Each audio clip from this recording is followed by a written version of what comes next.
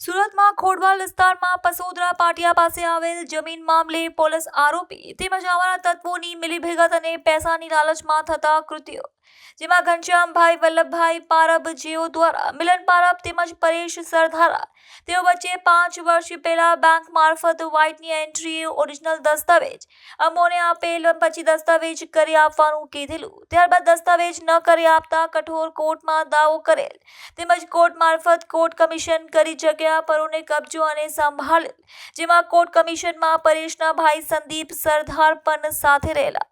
આ અગાઉ લોકોએ 5x6 ફ્રાઇડે નામના કોલને ફ્રોડ કરી આપન કિસ્સો છે. હાલ આજ રોજ ઘનશ્યામભાઈ બહાર હોવાથી મિલન તેમજ પરેશમાં મળતી આવે ત્યાં સ્થળ પર આવીને તેના દીકરા અર્જુન અને દીકરી ઋતિબેનને પ્લોટ ખાલી કરી અહીંથી જતા રહેતા નકાર જાનથી મારી નાખીશું અને બીજા 30-40 લોકો આવીને જમીન પર ઘાસ નાખી ગાયોને છૂટી મૂકી દીધેલી. 100 નંબરમાં કોલ કરતા પોલીસ 50 મિનિટ પર ત્યાં સ્થળ પર આવી 100 નંબર પર કોલ કરનારને લઈ પોલીસ ચોકી પર દબાવી ધમકાવી નિવેદન લઈને પાછા મોકલી આપેલ હોય પણ લીગલ કાર્યવાહી કરેલ નથી. માટે જ્યાં સુધી હાઈકોર્ટનો ચુકાદો આવે તે પહેલા આ લોકોને મારી થોડી જલજબરી કરી પોલીસને સાથે રાખી તેમજ આવારા ગુંડાઓને સાથે રાખી પ્લોટનો કબજો દાદાગીરી કોર્ટને ધ્યાનમાં રાખ્યા વગર કાયદો પોતાના હાથમાં લે છે. આપ મીડિયા સમક્ષ અમારા પરિવાર ઉપર થતા હુમલો તેમજ જાનથી મારી નાખવાની ધમકી આપેલ તો આ કાયદો કોણ પણ જગ્યાએ કામ કરતો દેખાતો નથી. માટે આ બાબતને પોલીસ કમિશનર સાહેબ સુરત તેમજ ગૃહમંત્રી શ્રી હર્ષ સંઘવી સાહેબને અમારી વિનંતી છે કે અમારા નાગરિક જીવની જવાબદારી સમજી યોગ્ય કાર્યવાહી કરવા વિનંતી. આપનું નામ ને આ કઈ જગ્યા છે ને શું બનાવ બન્યું છે? મારું નામ ઋતિ ઘનશ્યામભાઈ પાંભર છે. અમે આ કોલવાડ વિસ્તારમાં છીએ. આ અમારી જમીન છે. મારા પપ્પા અત્યારે બહાર છે અને અચાનકથી 2 લોકો મિલન પાંભર અને પરેશભાઈ પાંભર એ લોકોએ અહીંયા અમારા જમીન ઉપર કબજો કરવાની કોશિશ કરી. બહુ બધા લોકોને લઈને આવી ગયા હતા. હજુ એ લોકો અહીંયા જ છે. મિલનભાઈ ને પરેશભાઈ બહાર ચાલ્યા ગયા છે પણ એના માણસો અહીંયા જ છે. 10-15 લોકોને લઈને આવી ગયા હતા. અમને ધમકીઓ આપે છે કે જમીન ખાલી કરો નહીંતર અમે કાંઈ બી કરી શકીએ છીએ. અત્યારે મારા પપ્પા ઘરે નથી તો અમે કાંઈ એક્શન લઈ શકીએ એમ નથી. એ આવે પછી અમે એક્શન લઈ શકીએ. આ વસ્તુનો એ લોકોએ ફાયદો ઉપાડ્યો છે કે મારા પપ્પાને મમ્મી ઘરે નથી, મમ્મી છે પણ પપ્પા નથી, જે એક્શન લઈ શકે એ ઘરે નથી, એટલે એ લોકોએ આ વસ્તુનો ફાયદો ઉપાડીને અહીંયા માણસોને લઈને આવી ગયા છે. બપોરના હેરાન કરે છે, જતા નથી. એ 2 ચાલ્યા ગયા છે. હવે માણસોને અહીંયા જ મૂકીને ગયા છે કે તમે ખાલી કરો નહીંતર અમે કાંઈ બી કરી શકીએ. આ લોકો પાસે શું પુરાવો છે ને આપણી પાસે શું પુરાવો છે કે આ લોકો દાવો આપે છે? અમારી પાસે ઓરિજિનલ દસ્તાવેજ છે અને વ્હાઇટની એન્ટ્રી છે કે અમે આ જમીન ખરીદી હતી પણ એ લોકોએ અમને પહેલાં કીધું અને અમે વ્હાઇટની એન્ટ્રી કરી દીધી અને પછી અમારા નામે જમીન ના કરી. અમારી પાસે ઓરિજિનલ દસ્તાવેજ પણ છે. આ ઘટનાને જાણ પોલીસને થઈ, પોલીસે શું એક્શન લીધી છે તમારી પાસે આવી? પોલીસવાળા અહીંયા આવ્યા અને એ લોકોએ એવું કીધું કે તમે આ જમીન ખાલી કરો, અમે કાંઈ જાણતા નથી અને તમારે એવું હોય ને તો પોલીસ સ્ટેશને જાઓ. અમારું એ લોકો હારે મળી ગયેલા છે. અમને ખાલી કરાવવાનું કહે છે અને એવું કહે છે કે તમે પોલીસ સ્ટેશને જાઓ. હવે હું ને મારો ભાઈ પોલીસ સ્ટેશને જઈને શું કરવાના? અમે નાના છીએ હજી, અમને એટલી બધી થોડી ખબર પડે. મારા પપ્પા આવે પછી ખબર પડે ને બધી વસ્તુની. એક્શન એ લેવાના છે. અમે પોલીસ સ્ટેશને જઈને શું એક્શન લેવાના? પોલીસ સ્ટેશનમાં કંઈ રજૂઆત કરી છે અને પોલીસ સ્ટેશન પાસે કોઈ પ્રૂફ છે આ જમીનની ઉપર અરજી પણ થઈ છે, એની બાબતે શું કહે? અમારી પાસે પ્રૂફ પણ છે એટલે અમે એક્શન લેવાના છીએ. અમારી પાસે પ્રૂફ છે, અમે સબમિટ કર્યા છે, ફાઇલ છે અમારી પાસે, અરજી કરેલી છે અને કોર્ટનો કઠોર કોર્ટનો ઓર્ડર આવ્યો છે. આની પહેલાં અમે આની ઉપર અરજી કરેલી જ હતી કે આ અમારી છે અને અમે કોર્ટ કમિશન કરીને કબજો લઈ લીધો હતો. એટલે આ જમીનનો કબજો છેલ્લા 10 વર્ષથી અમારી પાસે જ છે. આજે અચાનકથી એ લોકોએ આવીને આવું કર્યું. 10 વર્ષથી અમારી પાસે છે. અમે એ લોકોની સામે કોર્ટ કમિશન કર્યું છે. એ પરેશ સરદારાનો ભાઈ પણ હતો જ્યારે અમે આ જમીનનો કબજો લીધો હતો ત્યારે. એ લોકોએ મંજૂરી આપી હતી અને હવે એ લોકો પાછા મારા પપ્પા નથી એ વાતનો ફાયદો ઉપાડીને પાછી જમીન હથિયાવા માગે છે.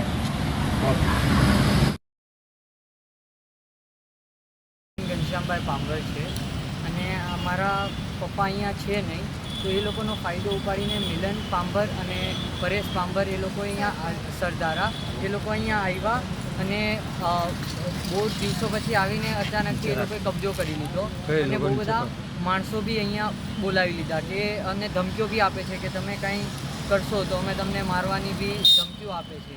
પપ્પાને એ લોકો નથી, એનો એ લોકો ફાયદો ઉપાડે છે અને અમને પોલીસવાળા બી અહીંયા આવેલા અને અમને કીધું કે તમારે બેને પોલીસ સ્ટેશને જઈને અરજીને એવું બધું કરો, પણ હવે અમે બે એકલા છીએ અને નાના છીએ તો અમે બે હવે શું કરીએ? ધમકી કોઈ આપી જે એના માણસો છે એ લોકોએ કે આ બધું ખાલી કરી દો, અમારી જમીન છે, બટ એની નથી. અમારી પાસે એના પુરાવા બી છે, એવું બધું છે, પણ હવે કોર્ટમાં સ્ટે માટે બી અમે રજૂ કરેલો છે, કઠોર કોર્ટમાં બી 5 તારીખ છે અને 5 તારીખ છે અમારી આવે. 5 તારીખે અમારે પાછું કોર્ટમાં છે અને અમારી સેફટી માટેનું કંઈક કરવા વિનંતી અમે વિનંતી કરીએ છીએ કે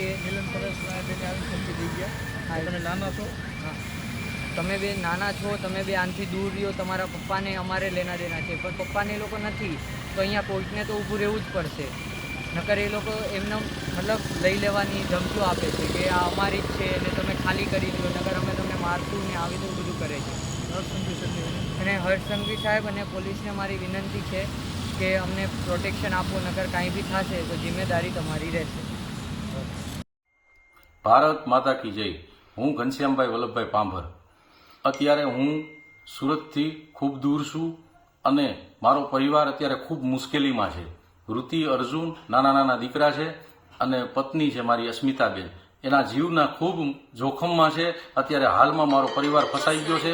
મને ફોન ઉપર ફોન આવી રહ્યા છે કે પપ્પા અમને અહીંથી જાનથી મારી દેવા ધમકીઓ આપે છે. ધારિયા, કુવાડા અને બોલેરો આવી અનેક ગાડીઓ લઈને 50 જણા જે અત્યારે સાઈડ ઉપર આવ્યા છે પ્લોટ ઉપર, જે ખોલવડનો પ્લોટ છે, જે મિલને અને પરેશ આ બેએ જે મારી વૃદ્ધ માતાને વેચેલો, જે આજ 5 વર્ષ પહેલા એને વેચેલો, વ્હાઇટના પૈસા એના ખાતામાં ગયેલા. 2022માં કઠોર કોર્ટની અંદર દાવો કરેલો, કોર્ટ કમિશન થયેલું, કોર્ટની સાક્ષીએ અમને કબજો આપેલો, ઓરિજિનલ દસ્તાવેજ આપેલો. આટલું બધું થયા છતાં અને એને આ મિલકતને પચાવી પાડવા માટે 3000 વારના પ્લોટનો પચાવી પાડવા માટે થઈને મારી ઉપર લેન્ડ ગ્રેબિંગની ખોટી ફરિયાદ કરી. રેવન્યુ દાવો હોવા છતાં, કોર્ટનો નિર્ણય હોવા છતાં કે આ દાવો હોય તો લેન્ડ ગ્રેબિંગ ન થાય, છતાંય લેન્ડ ગ્રેબિંગ કરી પાછળથી ભરવાડું અને એવા લુખા તત્વોને લઈ અને હું જ્યાં હાઈકોર્ટમાં ગયો છું, મારી આવતી 5 તારીખ છે એ પહેલા કબજો લેવા માટે અને મારા પરિવારને દબાવી, મારી, ધમકાવી અને મારી નાખશે એવો મને અત્યારે વારંવાર ફોન આવી રહ્યો છે. જેથી મારી નમ્ર અરજ છે કે આ પોલીસ મશનરીને એને પૈસા આપ્યા છે એવું એને કીધું મારા છોકરાને કે મેં 50 લાખ રૂપિયાનો વહીવટ કર્યો છે કામરેજ પોલીસ સ્ટેશને અને મેં બધાને પૈસા ખવડાવીને કર્યું છે. તારા બાપનું ને તારું કાંઈ નહીં આવે, હું પતાવી દઈશ, તું એક જ છો અને જીવનો જઈશ. અને મારો છોકરો ખૂબ ગભરાઈ ગયો છે. હાલ અત્યારે ત્યાં મેં માણસોને કીધું છે, મારા મિત્રોને કીધું છે કે તમે જાઓ અને દોડો. અને હું મીડિયાને 2 હાથ જોડી, અભિનય અંગ છે મીડિયા છે એ આપણું અભિનય અંગ છે. બીજું તો હું પ્રાર્થના કરું છું કે આજ સરકારને અને પોલીસ તંત્રને કે આ પોલીસ તંત્રનો પહેલેથી દુરુપયોગ કરતા એવા છે. આની ઉપર 5 FIR છે નીલકંઠ ટાઉનશીપ સુરતમાં બનાવી અને ત્યાં પાયાગારી લોકોના નામે ફ્લેટ ઉપર 20 કરોડની લોન લઈ ટાઉનશીપ ન બનાવી અને કાંઈ ન કર્યું, છતાંય કે અમારું કોઈએ કાંઈ ઉખેડી લીધું નથી અને કોઈ કાંઈ કરી શકવાના નથી અમને. એટલે તમે આ પ્લોટ અમને સોંપી દો, અમને ખબર છે અમે પૈસા ચૂકવા, છતાંય અમારે કાંઈ તમને દેવાનું થતું નથી, નકર જાનથી મારી નાખશું અને અમને પોલીસ અમારી હારે છે. તમે 100 નંબરમાં ફોન કરવો હોય તો કરો, જેમાં કરવો હોય એમાં કરો, આવી અમને ધમકીઓ આવે છે. એટલે જેથી હું નમ્ર પ્રાર્થના કરું છું કે જટ વહેલી ને વહેલી તકે મને પ્રોટેક્શન મારા પરિવારને કરો ને જો કાંઈ થશે તો આ કામરેજ પોલીસ સ્ટેશનની ACP DYSPની જવાબદારી રહેશે. મારા પરિવારને કાંઈ પણ ઈજા થઈ તો. જય ભારત માતા કી જય.